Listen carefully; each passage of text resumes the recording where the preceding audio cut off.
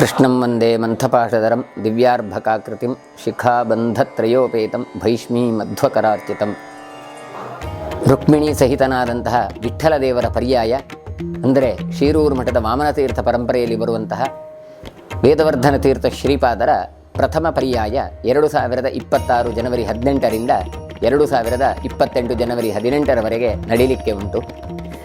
ಒಳಗೆ ಭಗವಂತನ ಆರಾಧನೆಯನ್ನು ವೇದವರ್ಧನ ತೀರ್ಥ ಶ್ರೀಪಾದರು ನಡೆಸಿದರೆ, ಹೊರಗಡೆ ಜನಸಾಮಾನ್ಯರಲ್ಲಿ ಭಗವಂತನನ್ನು ಕಾಣುವ ನಾವೆಲ್ಲರೂ ಕೂಡ ಅವರ ಸೇವೆಯನ್ನು ಮಾಡಬೇಕು ಎನ್ನುವಂಥದ್ದು ದೃಷ್ಟಿ, ಚಿಂತನೆ ಇದೆಲ್ಲ ಆಚಾರ್ಯ ಮಧ್ವರದ್ದು.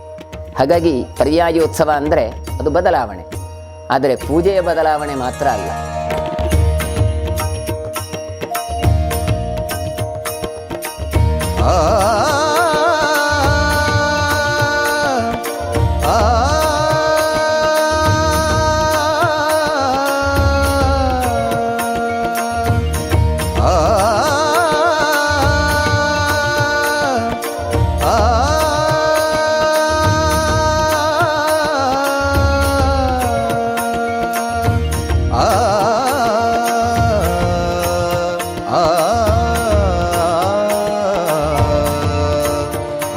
ಶಿರೂರು ಶ್ರೀಗಳ ಪರ್ಯಾಯ ಮಹೋತ್ಸವದ ಪೂರ್ವಭಾವಿಯಾಗಿ ನಡೆಯುವಂತಹ ಧಾನ್ಯ ಮುಹೂರ್ತ, ಆ ಮುಹೂರ್ತವನ್ನು ದೇವರು ಸುಲಗ್ನದಲ್ಲಿ ನಡೆಸಿಕೊಟ್ಟು ಧಾನ್ಯ ಸಂಗ್ರಹ ಒಳ್ಳೆಯ ರೀತಿಯಲ್ಲಿ ಆಗಿ ಮುಂದೆ ಆಗುವಂತಹ ಪರ್ಯಾಯ ಮಹೋತ್ಸವ, ದೇವರ ನೈವೇದ್ಯ, ಅನ್ನದಾನ ಎಲ್ಲ ಸತ್ಕರ್ಮಗಳನ್ನು ಒಳ್ಳೆಯ ರೀತಿಯಲ್ಲಿ ಮಾಡಿಸಿ ದೇವರ ಪೂಜೆ, ಕೃಷ್ಣದೇವರ ಪರ್ಯಾಯ ಅದು ಒಳ್ಳೆಯ ರೀತಿಯಲ್ಲಿ ನಡೆದು ಇಡೀ ಗ್ರಾಮ ರಾಷ್ಟ್ರಕ್ಕೆ ಸುಭಿಕ್ಷೆಯನ್ನು ದೇವರು ಅನುಗ್ರಹ ಮಾಡಬೇಕು. ಆ ನಿಟ್ಟಿನಲ್ಲಿ ಆಗುವಂತಹ ಮುಹೂರ್ತವನ್ನು ಒಳ್ಳೆಯ ರೀತಿಯಲ್ಲಿ ನಡೆಸಿಕೊಟ್ಟು ಅದರ ಉದ್ದೇಶ ಏನು ಅದನ್ನು ಸಫಲ ಮಾಡಿಕೊಟ್ಟು ಬಂದಂತಹ ಭಕ್ತರಿಗೆಲ್ಲರಿಗೂ ಕೂಡ ಪುಷ್ಕಳವಾದಂತಹ ದೇವರ ಪ್ರಸಾದ ಅದು ಸಿಗುವ ರೀತಿಯಲ್ಲಿ ಭಗವಂತ ಅನುಗ್ರಹ ಮಾಡಬೇಕು ಅಂತ ನಾವೆಲ್ಲರೂ ಕೂಡ ಒಟ್ಟಿಗೆ ಸೇರಿಕೊಂಡು ದೇವರ ಸನ್ನಿಧಾನದಲ್ಲಿ ಪ್ರಾರ್ಥನೆ ಮಾಡಿಕೊಳ್ಳುವ.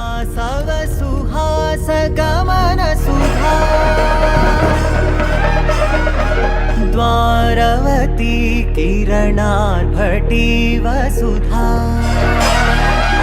ವಾಸವ ಸುಹಾಸ ಗಮನ ಸುಧಾ ದ್ವಾರವತಿ ಕಿರಣಾರ್ಭಟಿ ವಸುಧಾ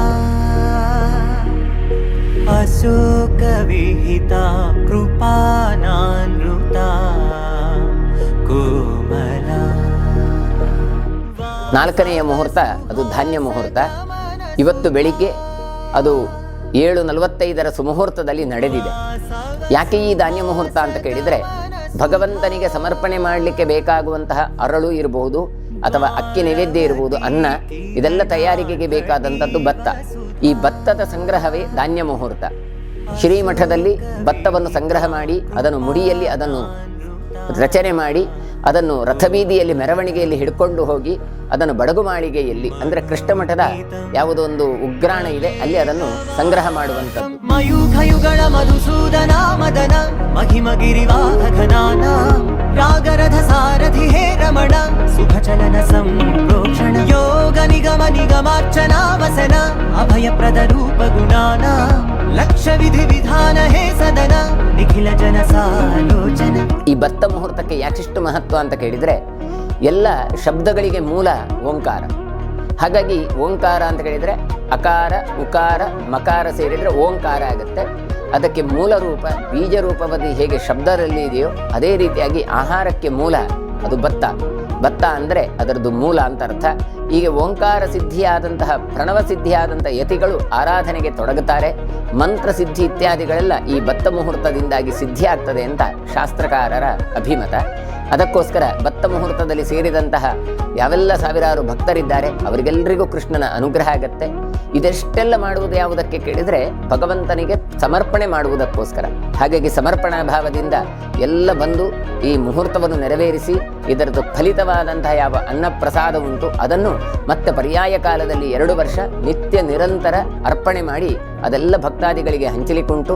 ಹಾಗಾಗಿ ಭಕ್ತರೆಲ್ಲರೂ ಬಂದು ಈ ಪ್ರಸಾದವನ್ನು ಸ್ವೀಕರಿಸಬೇಕು ಅಂತ ಈ ಮುಹೂರ್ತದ ಕಾಲದಲ್ಲಿ ತಾನು ನಿಮ್ಮ ಹತ್ರ ಭಿನ್ನವಿಸಿಕೊಳ್ತಾ ಇದ್ದೆ. ಮಯೂಖಯುಗಳ ಮಧುಸೂದನ ಮದನ ಮಹಿಮಗಿರಿವಾಹಘನಾನ ರಾಗರಥ ಸಾರಥಿ ಹೇ ರಮಣ ಸುಖಚಲನ ಸಂಪ್ರೋಕ್ಷಣ ಯೋಗ ನಿಗಮ ನಿಗಮಾರ್ಚನಾ ವಸನ ಅಭಯಪ್ರದ ರೂಪ ಗುಣಾನ ಲಕ್ಷ ವಿಧಿ ವಿಧಾನ ಹೇ ಸದನ ನಿಖಿಲ ಜನ ಸಾಲೋಚನ.